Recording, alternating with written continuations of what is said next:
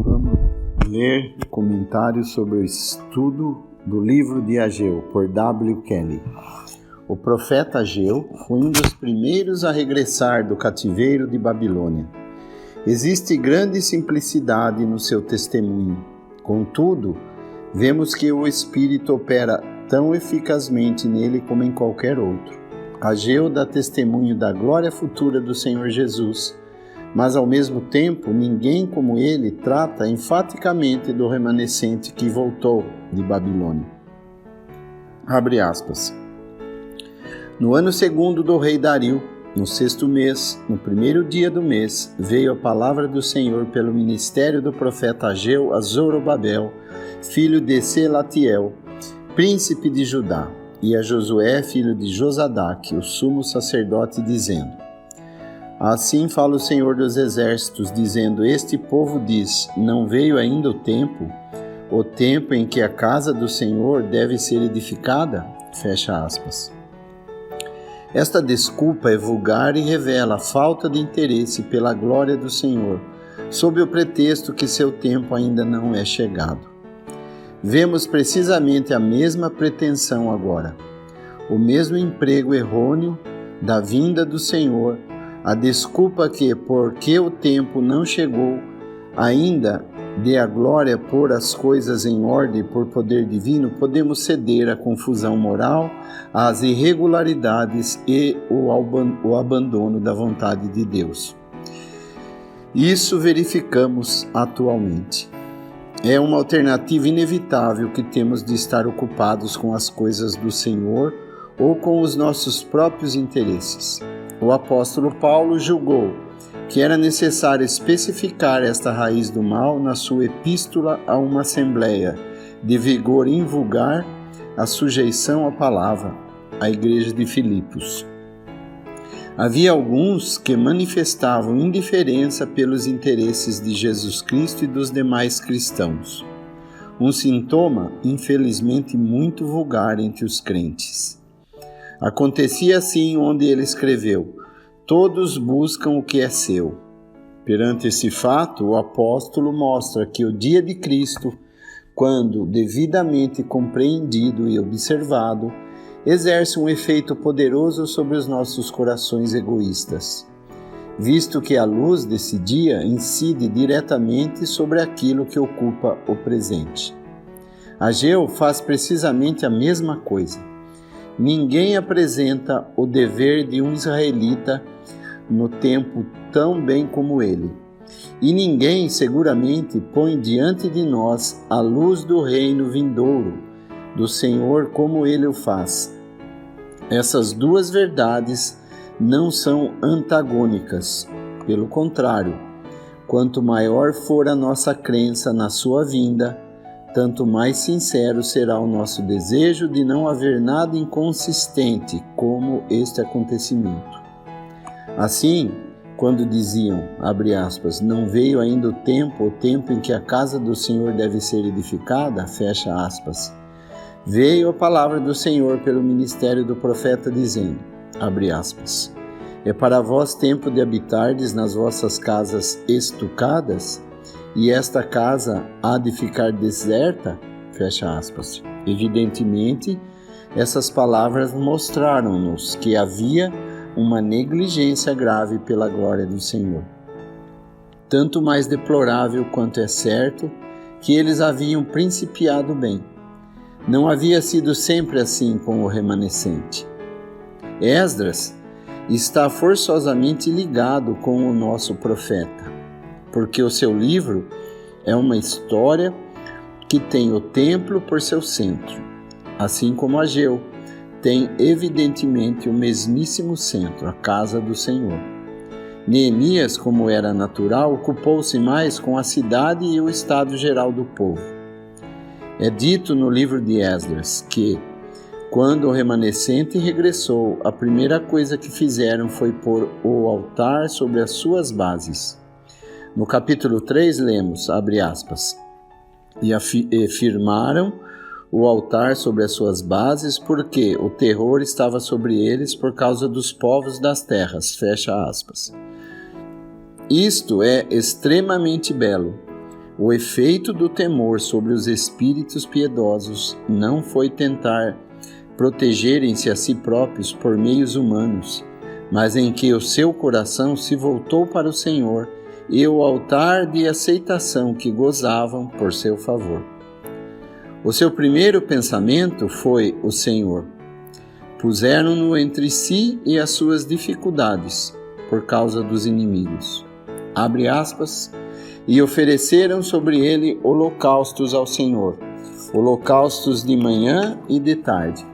E celebraram a festa dos tabernáculos, como está escrito. Ofereceram holocaustos de dia em dia, por ordem conforme ao rito, cada coisa no seu dia. E depois disto, o holocausto contínuo, e o das luas novas e de todas as solenidades consagradas ao Senhor, como também de qualquer que oferecia oferta voluntária ao Senhor, desde o primeiro dia do 7º mês, começaram a oferecer holocaustos ao Senhor. Isto era tanto mais notável, quanto é certo que ainda não estavam postos os fundamentos do templo do Senhor. Havia um bom pretexto para a demora, se o seu coração não estivesse inclinado para o Senhor. Se ao menos eles tivessem continuado assim. Mas não é coisa invulgar começar-se em espírito e terminar-se na carne. E foi dito precisamente que sucedeu ao remanescente de Israel. Ainda assim, havia o princípio no espírito. Ageu repreende-os por terem continuado de qualquer modo na carne. Não andavam segundo o seu começo brilhante. Havendo oferecido sacrifício sobre o altar ao Senhor, descuidaram o cuidado do templo do Senhor. Ocupavam-se das suas próprias coisas. Consequentemente, o profeta mostra-lhes agora qual havia sido o resultado. Onde estava a bênção ou a honra nos seus interesses? O desânimo havia tido lugar por causa das dificuldades normais? Sim, isto era verdade, mas não era tudo. Estavam ocupados também com a sua fixação no mundo. Essas duas coisas andam constantemente juntas. Enquanto tiverem os olhos postos no Senhor, tiveram bênção e segurança. Mas logo que o Senhor deixou de encher a sua visão, não só foram vistos os adversários, como começaram a sentir razões plausíveis para se estabelecerem na terra. O altar era um testemunho admirável da sua fé. Antes de o templo ser edificado e mesmo durante a sua construção, o altar estava posto sobre as suas bases como resultado do seu primeiro pensamento. Era um fato que distinguia os judeus que haviam regressado do cativeiro. Mas o poder espiritual que, como resultado, deveria seguir-se falhou. Consentiram que o altar fosse um substituto com efeito do templo. Suponhamos que algumas pessoas estavam dispostas a deixar as meras formas dos homens para, movidas por zelo, se reunirem então em nome do Senhor. Se fizessem disto o seu único objetivo, e deixasse de pensar em aprender o ensino positivo do Espírito e a vontade do Senhor, ou de dar lugar a Deus para agir segundo a sua palavra, seria precisamente a mesma coisa que vemos aqui, isto é, satisfação pelo simples fato de poderem reunir-se como discípulos. Tem havido uma constante propensão em muitas pessoas para se estabelecerem sob este princípio como uma finalidade, não para o nome do Senhor, o que manteria a porta aberta para tudo o que é de Deus, mas para a sua própria reunião como cristãos, o que, por si, deixa as coisas bastante abertas, porque não são levantadas dificuldades quanto às condições ou glória do Senhor.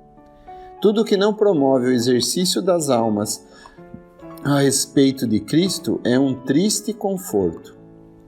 Quando os crentes se reúnem simplesmente como discípulos, podem sentir alívio com isso, por ser tomado como meio de separação do que é positivamente mal e inteiramente condenado pela palavra de Deus. Mas tudo que é negativo ou não tem em vista a glória de Deus nunca poderá satisfazer a alma que é renovada pela graça. Por isso, embora o altar estivesse no seu lugar e a ocasião fosse excelente, todavia um israelita corria o risco de descansar nele e havia assim o perigo de se tornar um impedimento. Era, sem dúvida, o altar de Jeová, mas estava relacionado com eles só no fato de ter servido às suas primeiras necessidades. Não podemos negar que isto estivesse completamente bem. E não deixa de ser agradável ver almas sinceras ocupadas primeiro com suas necessidades. Não há nada de tão perigoso como procurar alguma coisa grande quando devíamos sentir a grandeza de nossas necessidades. Ao mesmo tempo, a mesmíssima fé que se curva com o sentido das nossas necessidades não se deixará assim vencer, mas passará atraída e encorajada pela graça de Deus a pensar no que é devido à sua glória, isto é, o que o remanescente deveria ter feito. O fato de Deus, pela sua graça, sem ter comprazido em lhes conceder o altar que era a primeira necessidade de todo israelita, para poder oferecer os seus holocaustos e ser aceito por Jeová, deveria tê-los encorajado a trabalharem diligentemente, em face de todas as dificuldades, e nada deixarem por fazer, até que o templo do Senhor estivesse concluído. Não fizeram assim, e as consequências deste estado de indiferença pela glória do Senhor, esta satisfação com o que satisfizera apenas as suas primeiras faltas e a preocupação que tinham pelos seus interesses e as suas casas deram lugar a que o Senhor permitisse que o inimigo tomasse coragem para se declarar e passasse a espiá-lo com inveja, a fim de ter que os acusar perante os seus senhores persas. A incredulidade traz-nos constantemente as próprias coisas de que tínhamos receio. Era natural que os judeus tivessem receio dos seus inimigos, sempre vigilantes, mas deveriam ter esperado no Senhor, onde existe simplicidade de confiança no Senhor. É espantoso como as mesas são derrubadas e os adversários temem perante as pessoas mais fracas que têm fé no Deus vivo. Vemos que aconteceu isto com os israelitas quando eles se aproximavam da terra. Raabe disse a verdade a respeito do temor que todos os habitantes de Jericó, de qualquer modo, senão dos espiões. Ela confessou que, a despeito das suas altas muralhas, os cananeus estremeciam por causa dos desprezados israelitas. Assim vemos aqui que, entre os estrangeiros transportados para Samaria e os seus governadores, havia um esforço para manter constante vigilância sobre um pequeno remanescente. Isso alarmou-os, mas não precisavam de ter sido alarmados, e tivessem posto o Senhor diante dos olhos. Os seus corações tinham se afastado de Deus, e isto enfraquece o zelo pelo Senhor e induz-nos a preferirmos cuidar de nós próprios em vez de deixarmos que Ele cuide de nós.